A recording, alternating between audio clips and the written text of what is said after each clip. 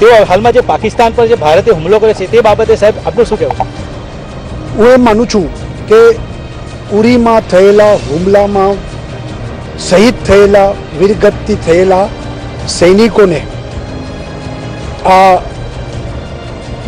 અંજલિ આપી એવું ગણાશે, કારણ કે ભારત એ રીતે સહન કરે એવું નથી અને ભારત એ ઈંટનો જવાબ પથ્થરથી આપી શકે છે એ પ્રકારે આજે હિંમતપૂર્વક સૈન્યએ નિર્ણય કર્યો છે અને સૈન્યનું મોરલ ઊંચું થયું છે, દેશની જનતાનું મોરલ ઊંચું થયું છે અને ભવિષ્યમાં ભારત સામે કોઈ લાલ આંખ ન કરે, ઊંચી આંખ કરીને જોઈ ન શકે એ માટે આપણે લાલ આંખ કરી છે. સાહેબ બીજું કે હાલમાં જે ગુજરાતમાં જે પાકિસ્તાન બોર્ડરના ઇલાકા છે ત્યાં આપણી કેવી છે સુરક્ષા વ્યવસ્થા? સારી છે અને સરકાર એ બાબતમાં ગંભીરતાપૂર્વક કરી રહી છે.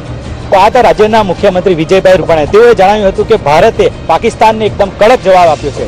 કેમેરામેન ઇરફાન મેમણ સાથે નરેન્દ્ર પેપરવાલા, સંદેશ ન્યૂઝ, નર્મદા.